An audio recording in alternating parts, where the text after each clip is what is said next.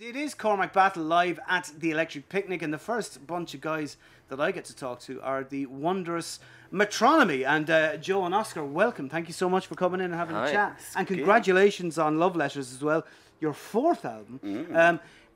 Joe, do you think you kind of 1999 when you began this odyssey, should I say, that you'd be still doing it in 15 years hence?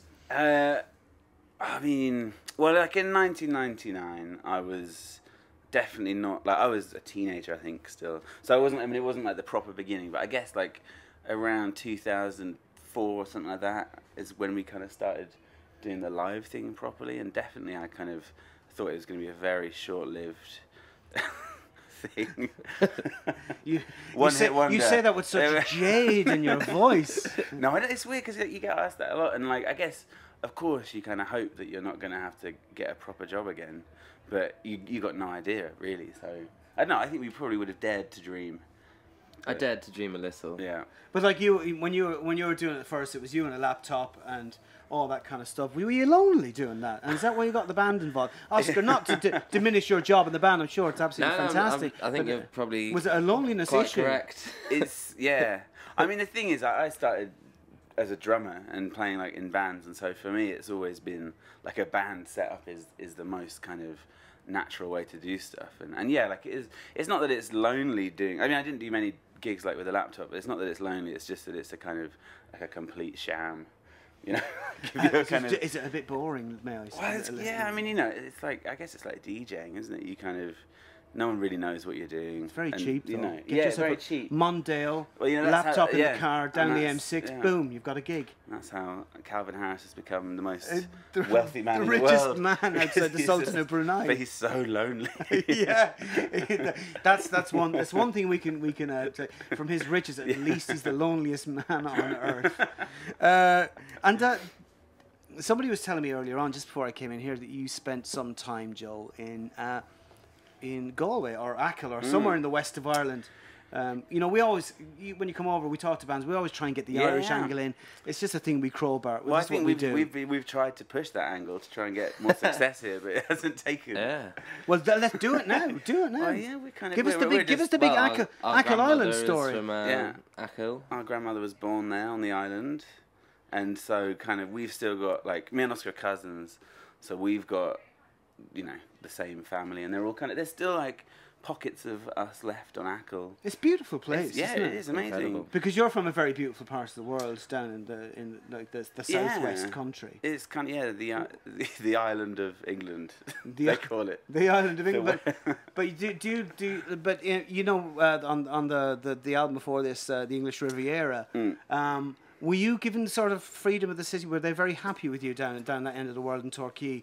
That every time you'd put it into Google or something like that, the name of your album, they'd start getting like loads of good reviews and stuff like that. Yeah, I mean, it definitely, like, I like to imagine, like, obviously it never, the intention was never to try and, like, of course release it was. Like a tourist information album. This was a propaganda effort that paid off richly. It kind of worked. I mean, like, it's quite nice to think, really, that to imagine that some people have gone there based on the album. But yeah, they were very generous. Like, this video that we did, The Bay, is all shot there, and they kind of said, like, oh, just do what you like, just go wherever you want. We'll close roads. And they closed. We tried to close the pier, but then some fishermen got kind of angry and they busted past. It was a public fishing area. Anyway, it's a lovely place, but it's still full of idiots. Maybe it's the first album that's ever been reviewed on TripAdvisor, then, if that's the case. Yeah. It's the way to go. By mistake. Tell us about, I was reading about Tasman Archer has been a pivotal, Sleeping Satellite has been a pivotal part of your psychological upbringing. Yeah. What happened there? Well, I don't know if you remember that. Do you remember that song, Oscar? Did it have any Do you want me to effect sing it on to you you? slightly? Do you know it, Oscar? Do you know the one I'm talking about? Blame you for the moonlit sky, and wonder why. Used to be in a band. Yeah, what was the problem with that song? It wasn't a problem. No, it was, so like 1992, I would have been 10 years old, and so that's the kind of age, I guess, when you start becoming aware of, like, you know, things in the world. I think it was the same time at school we were being taught about, like, nuclear war and things like this. It was a bit weird. We did like RE and they were teaching us about nuclear wars. Anyway, they showed us, Nuclear you know, war is always the big one, isn't it? Because like when, Sting's Russians for me. I don't know Oh, if you right, remember. yeah, no, Russians, okay, yeah. that one's what used to frighten Yeah. the life out of me. Well, And they this is showed us. Tasman Archer. Well, it was. So they showed us the When the Wind Blows. You know. Yeah, That's the animated thing. with- horrible film. Yeah. And then at the same time, Tasman Archer was singing about sleeping satellite or something. And it was just kind of. I think I became aware of my own mortality. Started to wonder what happens when you die. So there you go. So there you go. That's the most tangential link to Tasman Archer you'll ever get. You went on tour with Coldplay, like you know, the very big band, all that kind of stuff. Did that give you any sense of, hey, hang on a second, this is where we want to go with our lives? I don't know. Maybe the opposite. I don't know. Really? Yeah. Well, the thing why is is that? I keep saying stuff and it keeps getting slightly. The words get twisted. So give Oscar a go. See if he can do Oscar, it. Without, yeah. Why without did it coming send you in across the like opposite he's- direction, yeah. fleeing from fame and prosperity? Oh well, no, it's not that. I think it's just funny to see a band do something at that kind of level where it's like 16,000 people and stuff, you know, every night. And there's just a certain thing you have to do with a show like that I think, I don't know, I don't, after seeing it, I don't really fancy too much. Getting involved in that level of theatrics.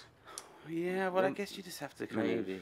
I reckon there's a point. It's like it happens to bands, and like I'm not being rude about Coldplay, but you know, I think like a band like Kings of Leon, it kind of happened to them. You can tell when they start writing music that's going to fill this like 20,000 capacity room. And I think it to some extent it like to make that kind of music isn't of kind of any interest to us, I'd say. But that's not. I'm not being rude. Does that sound like I'm being rude? No, I don't think You know so. what I mean? Like to kind of have that mass appeal, you have to have It's a kind not of being rude at all. You're a being particular totally vision. very English and Yeah, very polite yeah, about good. what you're really Good, trying to yeah. say. But only if you could pick up the thoughts What's in going here, on? what I'm really saying. No, but yeah, it was good. It was good fun, definitely. But Joe, is it easy for you as a producer? You know, you remixed Lady Gaga. You've remixed. The list was endless that I read. So you know, obviously your pockets are lined completely anyway. But is this doing the band thing then? Not, you know, like for a lot of people, the band thing is that's it. You have a plan B. If it all goes tits up, you've got the producing gig.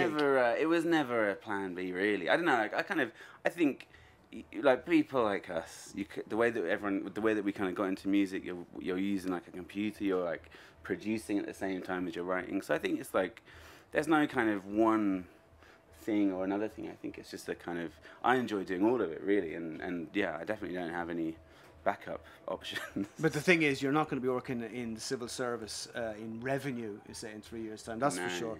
But listen, where next for Metronomy? Apart from, you said you're going to America. Yeah, we've got a week off. Oscar's going to America tomorrow.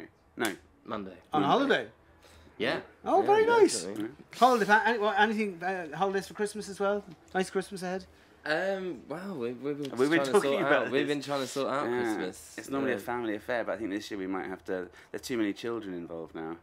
There might have to be a slightly different plan. Just to bring the, them all to Ackle. There's loads of room in Ackle.